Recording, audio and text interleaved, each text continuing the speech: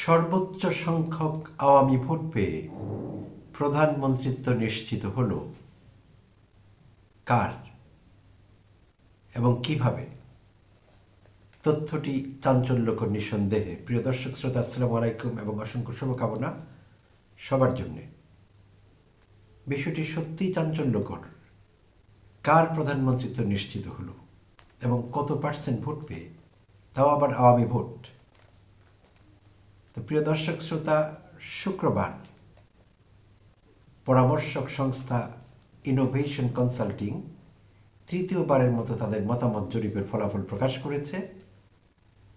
রাজধানীর কারওয়ান বাজারের ডিবিবিএল ভবনে সাংবাদিকদের উপস্থিতিতে ইনোভেশন কনসাল্টিং, নিশ্চয়ই আপনাদের এই জরিপ সংস্থাটি সম্পর্কে ধারণা আছে। তারা এবছরই আরও দুটো জনমত জরিপ পরিচালনা করেছিল। একটি হয়েছিল মার্চে, আরেকটি সেপ্টেম্বরে।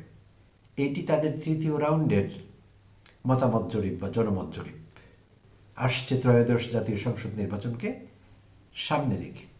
সো এই সংস্থাটি এবার দুটো সংস্থার সহযোগিতা নিয়ে এই জরিপটি পরিচালনা করেছে।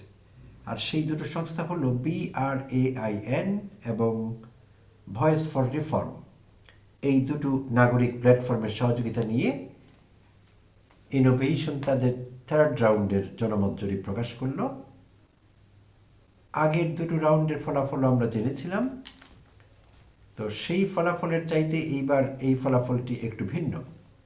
আর এই ফলাফলটি আর এই জরিপটি পরিচালিত হয়েছে প্রথম এবং দ্বিতীয় রাউন্ডে যারা অংশগ্রহণ করেছিলেন সেই অংশগ্রহণকারীদের নিয়ে তৃতীয় রাউন্ডে একই ব্যক্তিদের টেলিফোনে ইন্টারভিউ নেওয়া হয়েছিল।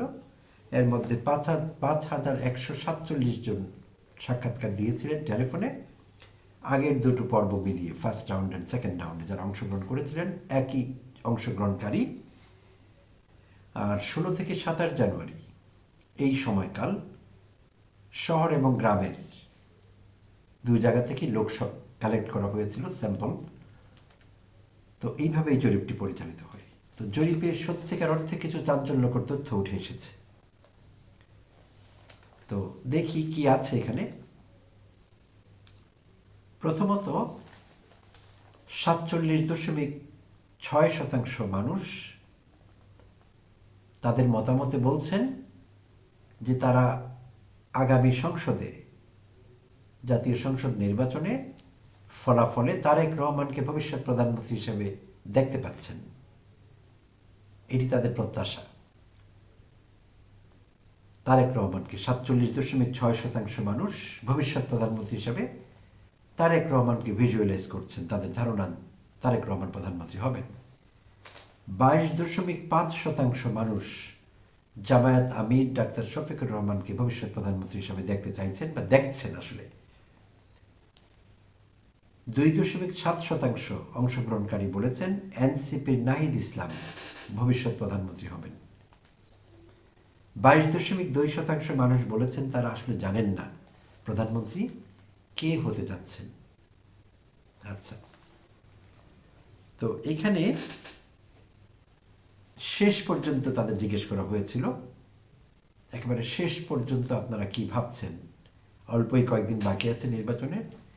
তো এই শেষ পর্যন্ত প্রশ্নের উত্তর পাওয়া গেছে। 52.8% বিএনপিকে ফেভার করেছে, যে তারা মনে করছে শেষ পর্যন্ত বিএনপি উতরে যাবে। আগেরটি বলছিলাম প্রধানমন্ত্রী হিসেবে তারা কাকে দেখতে চাইছে, আর এবার তারা বলছে 52.8% যে বিএনপি জিতে যাবে আগামী ভোটে। 31% বলছেন জামায়াত ভালো করবে। 13.2% জানেন না বিষয়টি কি। আচ্ছা, আর এর মধ্যে সবচেয়ে বড় বোমাটি ফাটালো এই সংস্থা বা জরিপকারী সংস্থা। সেটি হলো আওয়ামী ভোটারদের ইচ্ছা অনিচ্ছা, চিন্তা কোন দিকে যাচ্ছে। তো প্রিয় দর্শক শ্রোতা, আমরা জানি অনেকদিন থেকেই, বলতে গেলে জুলাই অভ্যুত্থান পরবর্তী সময় থেকেই, একেবারে গোড়ার থেকেই আমরা বিএনপির একটি সফট কর্নার লক্ষ্য করছিলাম আওয়ামী লীগের ব্যাপারে। যদিও জুলাই যোদ্ধারা, বিএনপিও দাবি করছে তারা জুলাই যোদ্ধা, তারা জুলাইয়ের স্টেক হোল্ডার, ভালো, আমি না করছি না, নিশ্চয়ই তাদেরও অবদান আছে, যদিও তারা সম্মুখ সারির কেউ ছিলেন না।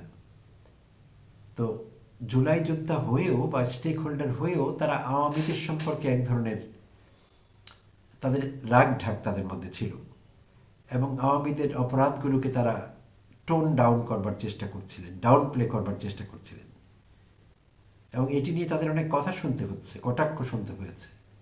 কারণ জুলাই যোদ্ধারা তাদের ছেড়ে কথা বলেননি, তারা তাদের দিকে আঙুল তুলছিলেন যে তারা আওয়ামীদের কেন বাঁচাতে চাইছে। আর বিভিন্ন জুলাই স্টেক হোল্ডারদের পক্ষ থেকে যখন আওয়ামী লীগ নিষিদ্ধ করবার, ছাত্রলীগ নিষিদ্ধ করবার দাবি উঠছিল, বিএনপি এটিকে অস্বীকার করেছে। বিএনপি সোজাসুজি বলেছে যে আমরা একটি রাজনৈতিক দল হয়ে আরেকটি রাজনৈতিক দলের বিষয়ে নিষেধাজ্ঞা চাইছি না।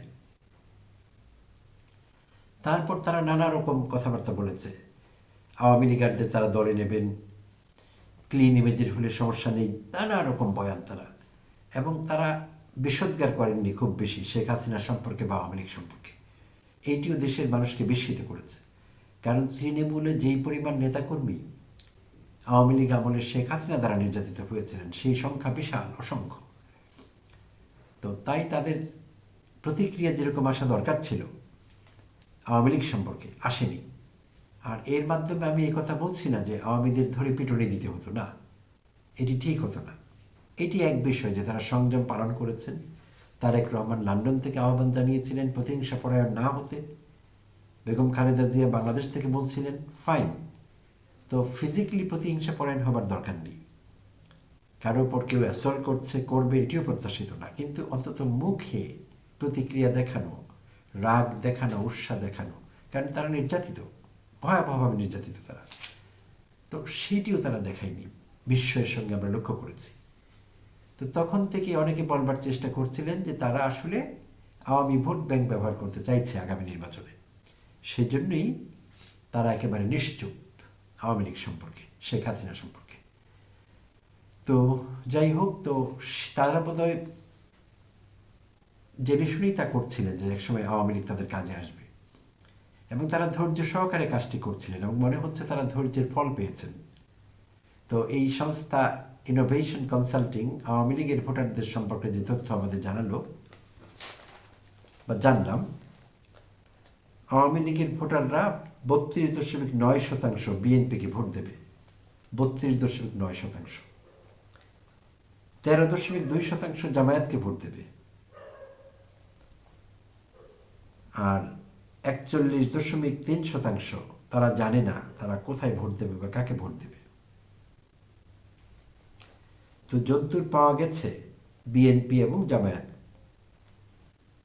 পার্থক্যটি বিশাল, 32.9% মানে 33%, আর জামায়াতের হলো 13.2%। তো বোঝা গেল যে আওয়ামী ভোটের বেশিরভাগই বিএনপির বাক্সে যাবে, আর সেই জন্যই সম্ভবত 47% লোক ভবিষ্যৎবাণী করেছেন বা ভিজুয়ালাইজ করছেন তারেক রহমানকে ভবিষ্যতের প্রধানমন্ত্রী হিসেবে। তো হিসেবটি কীভাবে যেন খুব চমৎকার মিলে গেল। বিএনপির আওয়ামী লীগ সম্পর্কে ভূমিকা একেবারে জুলাই অভ্যুত্থানের পর থেকে শুরু করে এই পর্যন্ত, আজ পর্যন্ত, এবং এই মতামত জরিপের ফলাফল চমৎকার মিলে যাচ্ছে। কারণ যারা আশঙ্কা করছিলেন বা যারা ধারণা করছিলেন যে আওয়ামী ভোট ব্যাংকের প্রত্যাশা করছে বিএনপি এবং সেইটি তারা বাগিয়ে নেবে, এবং ফলাফল তাই বলছে আসলে। তো এখন দেখা যাক, আরও এক দুটো জরিপ হয়তো অন্যান্য সংস্থা চালাবে, নির্বাচন তো ঘনিয়ে এসেছে, আর এই সময় এটি হয়ে থাকে। তো সেই সব জরিপে হয়তো ভিন্ন কিছুই উঠে আসবে। আর ইতিমধ্যে অতি সাম্প্রতিককালেও আমরা জরিপ দেখেছি বিভিন্ন সংস্থায়, একটির সঙ্গে একটি মিলছে না। আরেকটি জরিপ দেখেছিলাম 70% বিএনপিকে ফেভার করবে, এরকম দেখেছিলাম একটি, জামায়াতকে 19%। তো সেটিও ছিল অগ্রহণযোগ্য, বিএনপির কর্মীরা তারাই হেসেছেন সেটি দেখে। তো এরকম অনেক কিছুই হয়, এটি চূড়ান্ত কোনো ইন্ডিকেটর না, বাট নিঃসন্দেহে আলোচনাকে এগিয়ে রাখে, নতুন মাত্রা যোগ করে আলোচনায়, এটি নিঃসন্দেহে বলা যায়। আর বলা হয়েছিল যে আগে যারা এনসিপি এবং জামাত ইসলামের দিকে যাদের ঝোঁক ছিল, তারা এখন বিএনপির দিকে অনেকেই ঝুঁকেছে, একাংশ তাদের।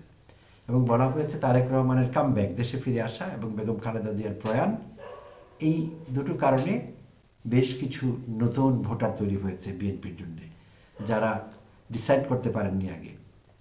সুইং ভোটার যাদেরকে বলি, এদের বেশ একটা অংশ বিএনপির দিকে ঝুঁকেছে, ফলে এই মতামত জরিপকে সেটি প্রভাবিত করেছে। তো প্রিয় দর্শক শ্রোতা, দেখা যাক কী হয়, আমরা অপেক্ষা করব এই বিষয়ে আরও জানবার জন্যে। সেই পর্যন্ত সবাই ভালো থাকবেন, আবারও দেখা হবে তাড়াতাড়ি।